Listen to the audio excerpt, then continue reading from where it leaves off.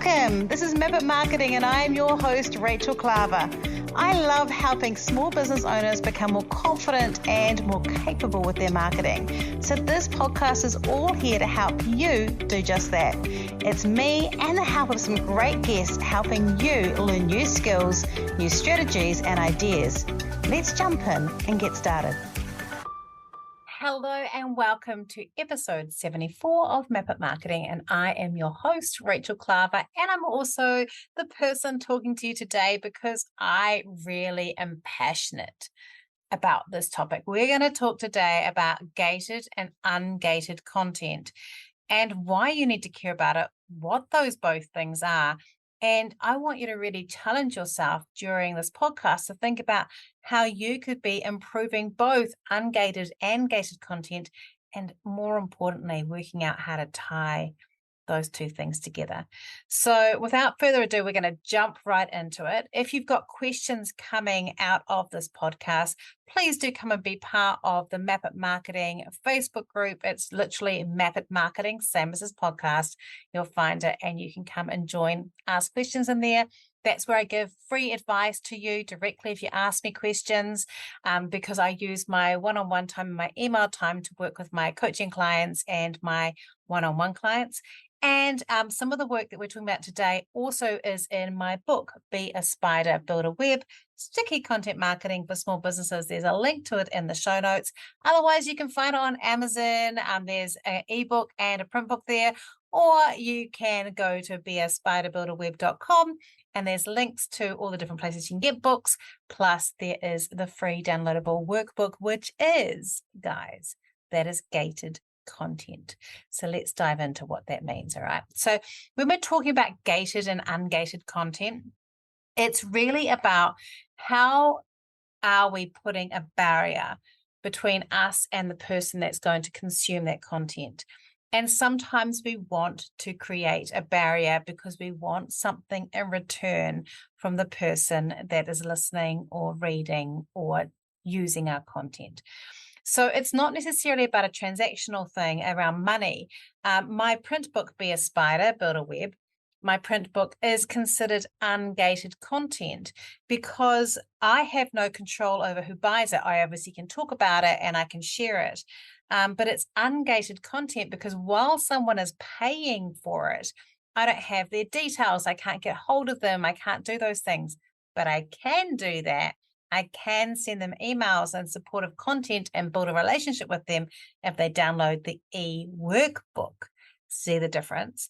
So ungated content is content that you can access without having to provide an email address or any other contact information. And it's really important that we have ungated content. I work with clients who really want to make everything gated because they want to go, hey, I don't want people to know what I'm doing or see what I'm doing, and I want to keep this safe. But it really limits your reach and your growth and people to understand and trust you if we only have gated content. So we want to have lots of ungated content. The other side is true too, though. Some people only want to do ungated content, and there is definitely a movement in marketing. People go, we're just going to make everything open and make nothing gated. You don't have to give them information anywhere. But the problem with that is you don't have this opportunity to move people to email or potentially phone. I personally don't like filling out forms that ask me for their phone number because I don't want a sales call. I want to make that decision myself. But that is still a valid way in terms of that gated content. So ungated content, you can access it without providing any information.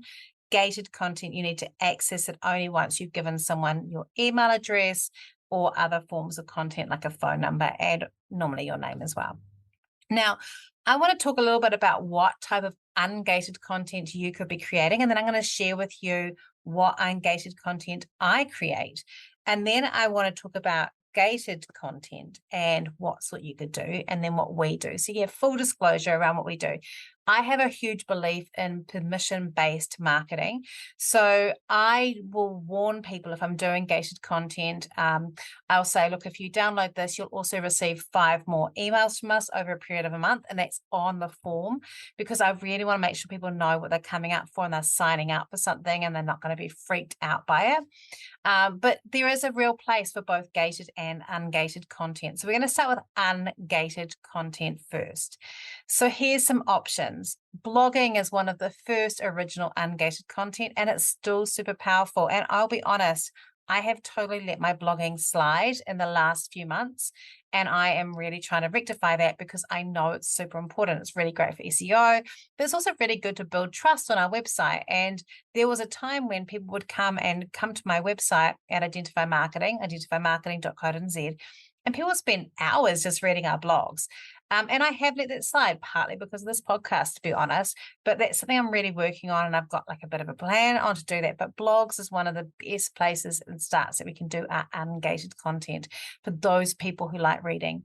If you've got people who like visual or a more visual audience, then using infographics, having a really detailed infographic that shows people something that they might share. Often ungated content is very shareable content, things that people want to share with someone else to give them some insight and understanding. So an infographic can be like that too, where you're giving a pictorial understanding of a concept, and you could literally do a blog and then turn that into an infographic. I've done that a lot before in the past. So really, and when we come to repurposing content, you could spend time to do a really good blog and then turn it into an infographic. You could also turn it into videos, which is more ungated content, maybe a really good in-depth YouTube video, or perhaps a series of shorter videos on TikTok breaking things down, or on a reel or Instagram. So like short form videos are in there. And I think what's really important here is that our content on social media platforms can be considered ungated content if the quality is good. Just telling me what to buy from you is not ungated content. But if you're giving tips and ideas and things that build trust with me, then that content is ungated content. And so Reels and TikToks really fit into that really well as just a really great caption with a great image on a post as well. If Instagram lets you do that. I mean, obviously LinkedIn and Facebook, we still have those. Case studies are also another thing that you can have as ungated content. So you could have, I've done a podcast before on case studies. Hunted Out was really good. Did it with Lizzie Davidson. One of the things we talked about was, I really am a big believer in employing someone else to do your case studies because they ask the right questions of your customers. But having a story that shows what you did, what the customer wanted, how you resolved that, and then the outcome for the customer, taking the time to do those, they're great ungated content because they build really good trust levels with your customer base. It could be a catalog. I've got a client who's a retail client, and she has an ungated catalog, which people can read online. They can just go and read it, and it has links to stuff to buy. So like people want to pour over it. It's beautiful. It's got recipes and things like that in it. So ungated things like that. Recipes on a website can also be ungated content. This podcasts are ungated content. You can listen to it anywhere, and I have no control over who listens to it. I know around 500 people a week listen to this podcast at this present time, but I don't know who you are unless you review me. And if you want to review today, I would love it because it really impacts my rankings. I didn't know this about podcasts, and it's just a little thing that I just recently learned. So my readership is around double what it was a year ago. And last year I was getting around 250 listeners a week, and now it's around 500 a week. But really interesting enough, my ratings have slipped, and I did some reading, and it's nothing about the listener amounts. It's all about the reviews. And so when you're higher ranked, other people discover you. So if you would love to help me right now, I would love it once you've finished listening to this podcast, if you liked it, if you did review it and took a few minutes to do that, because it would really help me. If you don't love it, feel free to pass it on. It's okay. We're okay. We're okay. And for those of you that have reviewed recently, thank you so much. I so appreciate you. But podcast is ungated content. LinkedIn Lives, Facebook Lives, anything that people don't have to sign up for, and they just basically come. And even if you've promoted it and you've got people saying, yes, I'll attend, that's still ungated content. So that's a really good one. Unless, of course, you've used Eventbrite, which I do, to promote things sometimes, then that becomes gated because they need to give you their email address to register. See how the difference between ungated and gated? But if it's just a live, that is definitely ungated content. Stories on Instagram is ungated content.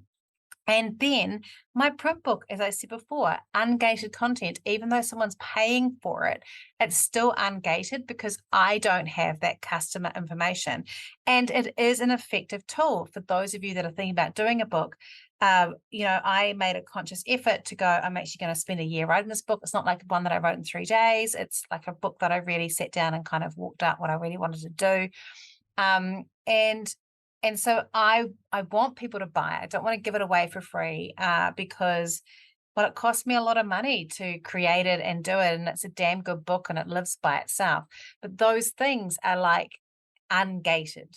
And I think that, it's really important to think about when I go through that, have a think about how much of your content is like that. I want to be known for having a lot of ungated content because I'm playing the long game. And if you're a service provider in particular, but any business it's good for, but service providers, where we're in the business of selling trust in what we do, the more ungated content we have, the better it is for us to build that trust. And we don't often know who those people are. I'll have people sometimes who come to work with me who have been reading my content for years, and I have no idea who they are. And they reference stuff that I don't even remember I said. But that's the power of ungated content. Now, in terms of what I personally do in terms of ungated content, I thought I'd run through with you what that looks like. So obviously, this podcast is one of those. I've already mentioned that. And so this podcast actually springs out of that some other content that I do. And I love doing this podcast. I love it when I have feedback. And, I don't have this thing where I go, everyone that listens to my podcast must work with me one day. It's about giving value and building that ungated content that might mean it's enough. Like you can listen to it and go, oh my gosh, that Rachel is so annoying. I'm never going to listen to it again. Or you might go, I really enjoy this and I'm going to listen to some more. And it might be that that's all you ever do and that's totally okay. Or you might listen to it and then you might go and read a blog or something else that's related to me and enjoy that too. And that's also okay. I think part of this thing with Ungated is that there is no contract here. There is no contract between me and you, except that I don't want you to be a shit if you don't like it. Okay, that's the only contract that I think is really fair for us to have. But there's no contract between me and you when there's ungated contract. It's me giving a gift and the receiver receiving it and then doing with it as they wish. That's what it is. And I think that's a really important thing because I don't think that there's a good idea to have tension on it. So I have my podcast, which is this. I have my blogs, which I am trying to work on and get out a bit more better. I also have a weekly column on stuff.co.nz under the Prosper section. And that is truly ungated content because I don't even have analytics around that. I know because I used to do blogging years ago on stuff in a similar section that I probably get over a month, probably around 1 million views of my content across that, but there'll be double ups. It might not be 1 million people, 1 million views. And so I know that that's probably how much I'm getting in terms of reach, but I have absolutely no idea. I don't have comments that people put on there because so many trolls and stuff. So we don't have comments generally on my columns. And people share them. I can get some analytics around sharing. I've got tools that do that. And sometimes, they're shared 250 times across different platforms and things like that. I can see some of that, but truly I have no idea. And so for me, that's real ungated content. And I do it in a way that I'm not trying to go buy my stuff. There's no clicks to buy anything. I think I only have done it once with my book because I was like, I want to do this. And they let me, which was nice. But my column and stuff is part of that. My TikTok and YouTube videos is all ungated content. Anyone can see it. Anyone can watch it. Anyone can interact with it. Ungated. My case studies on our website, we actually haven't done any recently. It's not because we haven't had clients. It's just been something we haven't put time into doing. We did a whole bunch in 2020. or 2021. So we're due for some more because it's near the end of this year. So we're probably going to get some more around some other areas. But having those on our website are really good in terms of social proof, and they're great for people who maybe are not new to us but are looking. So in terms of and then I've got my print book, which is Be Inspired to Build a Web. In terms of ungated content, they're kind of talking to three main areas. They're people that are at the notice stage that I call the people that have never seen us before. They're at that stage. It's very much for the next stage, which is the connected stage. People are looking for tips and ideas and how to. They maybe aren't so bonded necessarily with me, but they're bonded with this idea that I might be able to help them. So there's information there. So we're looking at that notice stage of just reach, of getting new people, new eyes on our stuff. So the stuff article would be that for me. Then we've got the connected people who then go from that to go, hey, I'm going to be part of, find Rachel on Instagram or TikTok or LinkedIn or somewhere and connect. And then there's going to be other content there. And that's going to be more that how-to, that more guide. And that's going to kind of build it in a trust that I know what I'm talking about and feeling more connected with that and actually having some sort of relationship with me, but I still don't have their personal details. And then the last one is really what I call the your stage, the people who are quite close to making a buying decision-making process, and they will also use ungated content, but normally it'll be on your website. So things like case studies and blogs on there, any more stronger, longer videos that you might have put on your website or might be another profile that strong call to actions. It might be something that you're doing in your stories on Instagram, or it could be in those LinkedIn, Facebook lives. It could be there where you're able to have video and you're talking face to face. That's bringing people in to convert. That's in the ungated content. It still can bring people quite close to a sale or to a sale. It can, but they won't normally come in straight from that. They'll have already been hanging out with some of your other ungated content before that happens. So you definitely need it. And I do want you to, if you've got a pen and paper, press pause and write down some ideas now around what you could do in terms of that ungated content and what you might need to look at. If you have absolutely no idea, obviously you can make a time with me and we can talk it through. But there'll be a paid time, by the way. That's not like a chat, or you can ask for free in the marketing group. Or you could just brainstorm. But have a think about what ungated content you can commit to that you can create. One of the things I talk about, though, is really being clear of your offer and who your target market is and why that ungated content is there.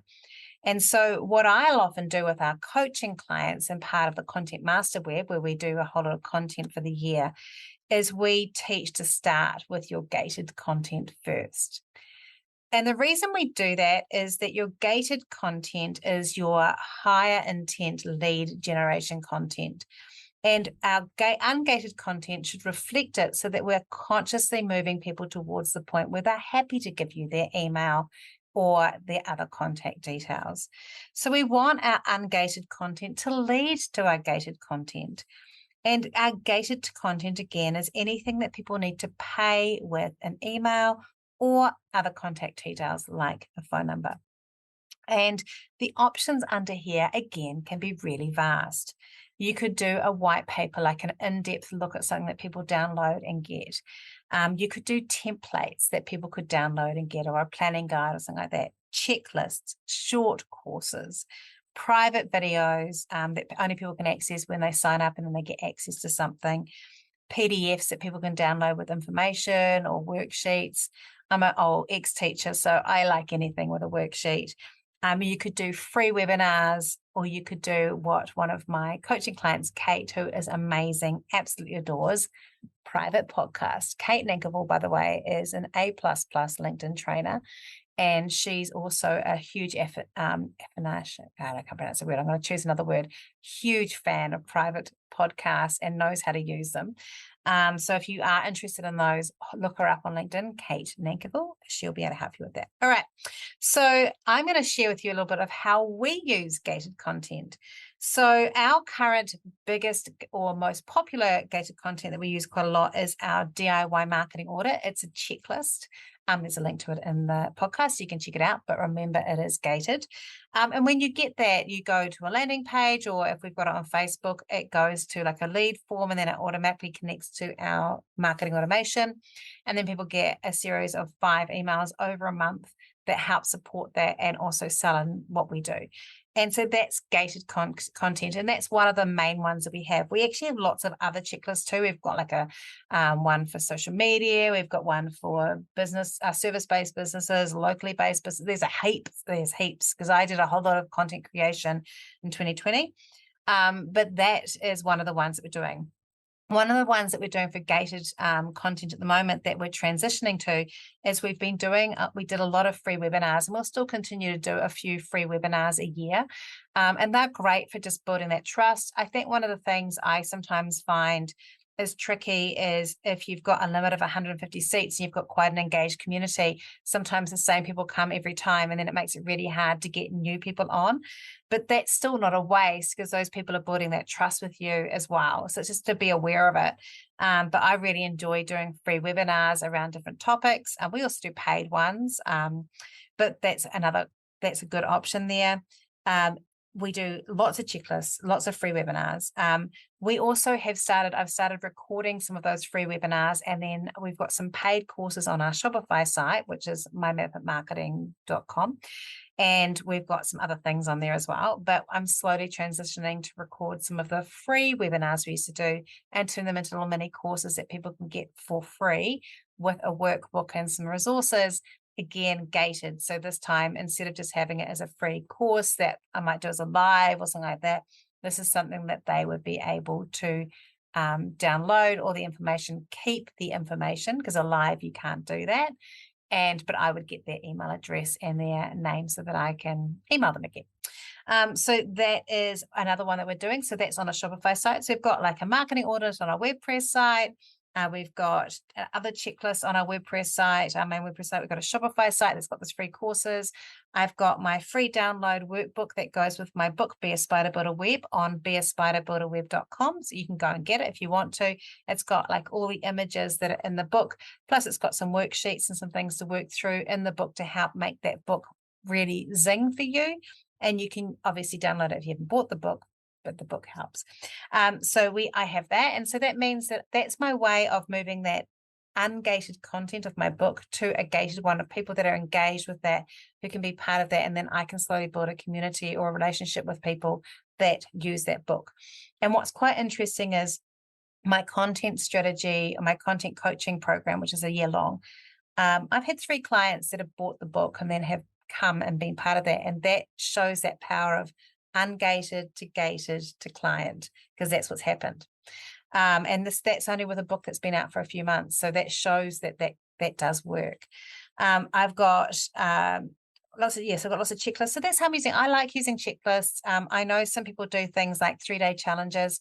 For me, I've got ADHD. I'm often doing all the marketing myself because I'm a control freak, but also because I want to remind myself what it's like to be you as a small business owner trying to manage stuff. So I do most of the marketing in this business myself. Plus I do, more than a third of the marketing strategies we have with clients, and I run the coaching program, and I've got other things to do to run the business and run my team. So I don't have time and energy to do these amazing 3-day challenges and 5-day challenges. I could if I pull people in, but again, with ADHD, that's a bit of a pain in the butt for me, to be honest, at this present time. Never say never. I really applaud people that do challenges. I'm not judging that. I think it's a great idea, but it's a real reminder too with your gated stuff to find things that you fit really well with who you are. And for me, it's not a great fit. I prefer to use that time for my paying clients and then use my brain to just go and create stuff on TikTok and stuff instead. So that's kind of how I use that gated to ungated content. But when I make my gated content, I then go back and I go, what ungated content can I make that will draw people closer to this, that I could even have a call to action of download our DIY marketing audit, or, come along to this free webinar that will give you more information about this, or we've got a course on this on our Shopify site. Come and do it for free. I've given you some information here. That's what else you can do. And that's the trick and the link between gated and ungated on content that you really need to do. I'll say that again. That's the link between gated and ungated content. Start with where you want them to go. And obviously with that lead generation, you have to be really secure of what your offer is and who your target market is, so that you know it works for those people. And once you've got that, start feeding it through and offering links to that gated content through your ungated content. That's the marriage, that's the connection between the two. So this week, I'd love you to have a think about how you're working your gated and ungated content together. Do you need more gated content? Do you need to simplify your gated content? Do you need to make sure it's more in line with your offer and your service and your target audience? And once you've got that sorted, how do you then create ungated content that helps people lead them to the place where they're finally ready to pay you with an email or some other form of contact details to get that free resource? It's not really free because they're paying you with an email or they're paying you with a phone number and contact details. But it is a first step towards, will they ever pay you real money?